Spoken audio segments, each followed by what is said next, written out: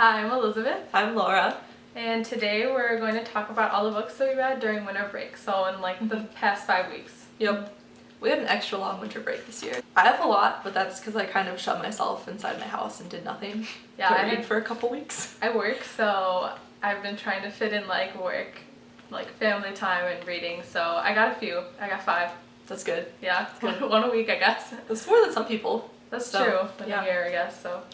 Okay, so the first book I read on winter break was 10,000 Skies Above You by Claudia Gray. And it is the second book in a series. The first book was 1,000 Pieces of You. And I know a lot of people didn't really like this series. I don't know why. I think a lot of people just read the first one and it wasn't what they were expecting, because the little blurb sounds more like it's gonna be like a sci-fi thriller, but it's much more of a romance. Yeah, definitely. But that doesn't mean, I still enjoyed it, and it's not really, I think some people were thinking that it was going to be, really technical and scientific, and it wasn't, so it didn't really live up to their expectations. But first of all, let's just look at the covers, which are beautiful.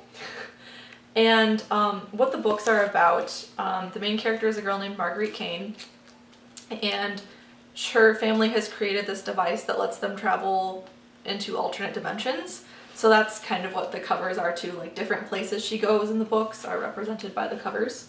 So in this one, you can tell she goes to London at some point and then to Russia.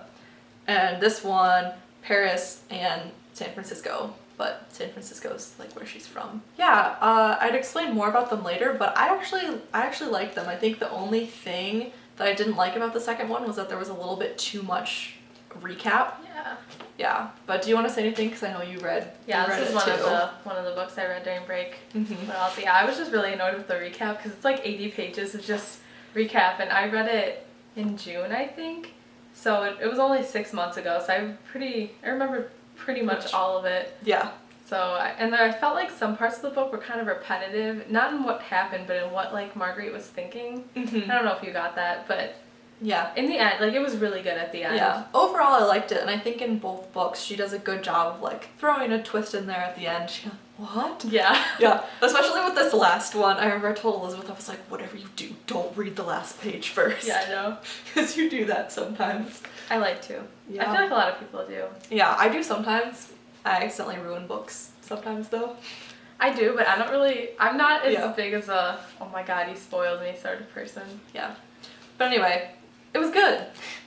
Yeah, I read Winter by Marissa Meyer. It's the final book in the Lunar Chronicle series.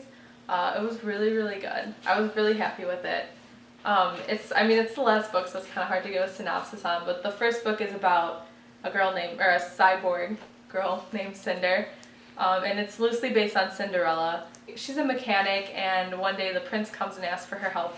Mm-hmm. And I guess it just sort of takes off from there. The beginning of that book is not at all what the rest of the series is about. I feel like that happens. Yeah, it's one of those where there's kind of a big reveal at the end and then the story continues. Yeah. But each book focuses on a new heroine who is some type of fairy tale character. So the second book is called Scarlet. So the main girl, Scarlet, I guess compared with Little Red Riding Hood. The third one, Cress, is Rapunzel, and the fourth one, Winter, is Snow White. Yeah, and if you read, there's a prequel book called Fairest. That's about the stepmother. Yeah, or Winter. evil stepmother. Evil stepmother, yeah. Mm-hmm. Yeah, but they're really good because they take the fairy tale story, but they put it in a futuristic space universe, so it's really cool. Yeah, it's really good. It was a good finale, and I feel like you sometimes are disappointed with finales of series, so I was impressed. I was happy. So I read the Darkest Power series by Kelley Armstrong, and you read these what? I think it was 8th grade. I read I think one a day. Yeah. I really like them. Yeah. So I didn't like them as much as 8th grade Elizabeth. This is a while ago. Yeah, but I think it was one of those only issues where it was the entire series covers 2 weeks of time. So I was like, come on guys. But overall, it wasn't too bad, but I think it is geared for younger readers too, because they're all 15, maybe 16 years old. But it's about a girl named Chloe, and she starts seeing ghosts, and then she gets put in this like institution house, and then she finds out that like all of the kids there are it's not what it seems. They're there for a specific reason, and there are some conspiracies, but yeah, it's pretty good. I read Brooklyn by, oh god, I can't, It's like Tom Colm. Colvin. I'm sorry, I cannot pronounce that name. It has one of those accents on it, and I don't know how Irish Gaelic names are pronounced. Yeah, so I'm not sure, but Yeah. it was recently adapted into film. I think it was nominated for Best Film or Best Motion Picture. So it was a really good book. It's basically it's about this girl, Isla. She lives in Ireland. Like her entire family's there. Her father's dead. I know the movie changes it a little. She has a sister only a sister in the movie. In the book, she has two brothers. But yeah, it's about her. She comes to America for more opportunity, I guess a better life. She moves to Brooklyn, and it's about what happened to her in America. And then she ends up falling in love with a guy named Tony. He's Italian-American. And then something happens, and she has to go back to Ireland. And it's just about, like, I guess eventually her choice between whether or not she wants to stay in Brooklyn or Ireland. Mm-hmm. It's really good. It was also cool because I took a class, oh god, a year ago now, about like immigration. It's about Italian immigration to the U.S., but there are a lot of things in there that she mentioned that I recognized from the class, or that my nonno and nonna, my Italian grandparents, used to talk about when they came to America. So it seemed like it was pretty accurate, and it captured like 1950, 1960s New York really well. So it was really good. And like when I went to that, when we studied abroad last year, we went to a museum that had an exhibit about Italian immigrants. Yeah. Which was actually really cool because the scenes where she's coming on the ship across the Atlantic, like the barracks and the mess hall, we were in recreations of rooms like that, so it was really cool. Yeah, it was, the movie was also really well done. So I recommend it. I do as well. The next books that I read were Isla and the Happily Ever After and Lola and the Boy Next Door, both by Stephanie Perkins. If you have not read Stephanie Perkins, you should, because she writes really cute contemporary novels. And Elizabeth actually told me to read Anna and the French Kiss by Stephanie Perkins, which is the first book in this kind of companion series. They're not a trilogy, but they all take place in the same world. So after Anna and the French Kiss, like some of those characters show up in Lola and the Boy Next Door, and then it's at the same school in Isla and the Happily Ever After. So it's fun because some characters that you like from the first book will carry over into the others. But they're basically just really cute contemporary novels of like, boy meets girl, there's a problem, but they end up together in the end. I really liked them, they were cute. It was fun, they were fun reads, both of them. So next, I read Legend. It was good, I liked it. So it takes place in, I think it's California, right? Yeah. It's LA. Yeah. It's like a futuristic LA. It's a dystopian novel. It follows two different characters. One, his name is Day. He's the most wanted criminal in the Republic, which it seems like the U.S. is like broken apart and like are fighting each other. And then it also follows June. Yeah, and June, she's like the Republic's prodigy because she scored a perfect score on the trial. I like this book, but I feel like I missed. Like, I originally read dystopian books, like, starting in 8th grade with, like, the Uglies, and then I read, like, Delirium, Divergent, Hunger Games, all those, and I feel like if I had read this around that time, I would have been super into it, but because I read it now, I was like, it's good. Like, there's nothing wrong with it. I think she writes well. If I'd never finished this trilogy, I'd be okay with it, but I also kind of want to finish it. Also, at this age, being 21, I feel like sometimes when books are about 15-year-olds, you're just like, stop. Yeah, exactly. You're a baby. Yeah. Yeah. You like go back. I change ages of characters in my head to make them older when I read books. I recommend it if you like dystopian, but I feel like dystopian's kind of like passing trend now. Maybe it'll come back one day. The next book that I read was V.E. Schwab's A Darker Shade of Magic, which has a really cool cover. It's more of an adult fantasy book, but it was still really good. It is about a guy named Kelley, and he is a traveler between different Londons. So in his world, he lives in what he calls Red London.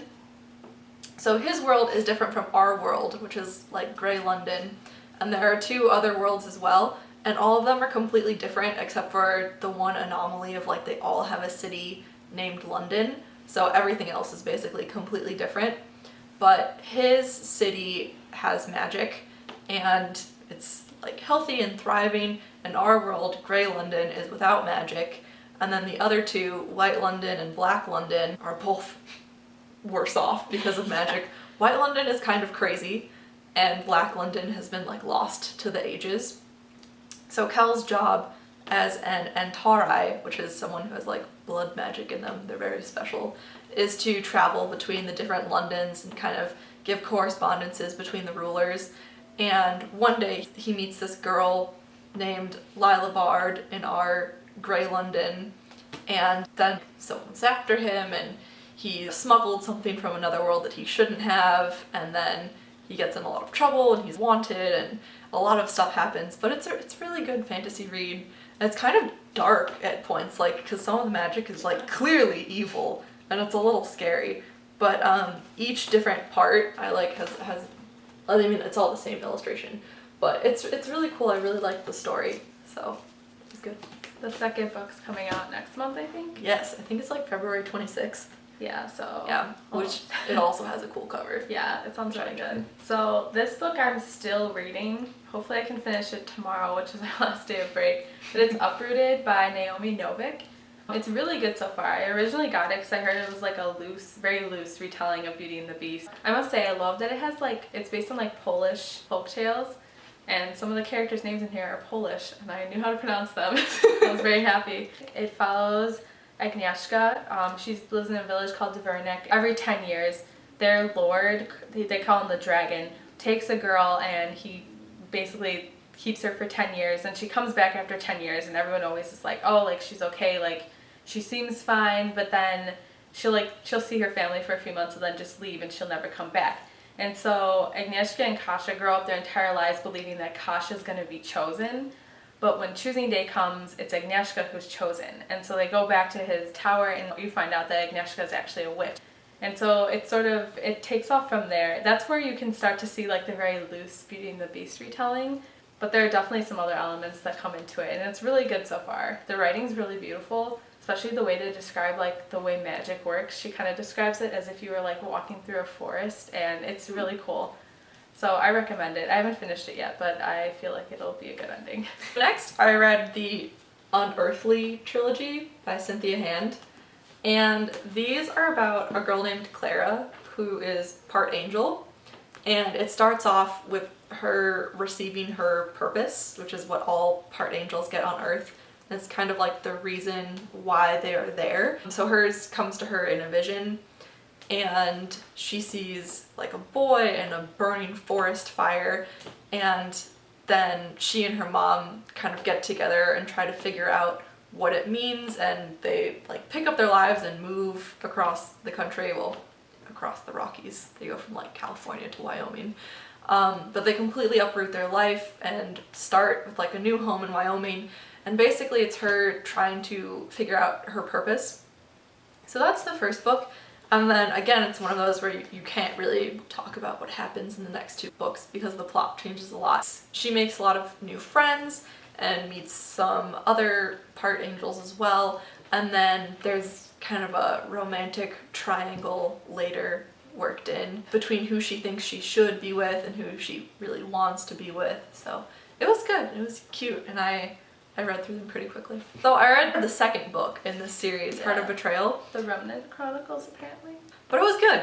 And again, it's one of those that's really hard to describe, but the first book is about this girl, Leah, who is betrothed to marry this prince, and then she runs away. And then the prince comes after her and an assassin comes after her. The funny thing about the writing is that you don't really know who is who until the end, because it switches off between points of view, and sometimes it'll say like the prince, the assassin, or Leah, but then sometimes it'll say their names, so it's confusing because you don't really know, you know, if she's going to get killed by the assassin or, you know, if she's gonna end up with the prince or the assassin. So it was good. I liked the second book. Then I read Ice Like Fire by Sara Raasch, and that's the second book in Stone Like Ashes series. Again, it was good, and again, I can't really talk about it too much because it's the second book in a series. But in that world, there are 8 different kingdoms, and 4 of them are rhythm kingdoms, and 4 of them are season kingdoms, and the 4 season kingdoms each have a perpetual season that goes on forever, and so all of the main characters are from winter. and their kingdom was destroyed and taken over by spring. So the first book is mostly about kind of a ragtag group of individuals, including King Mother, who's only like 16, or maybe he's 16.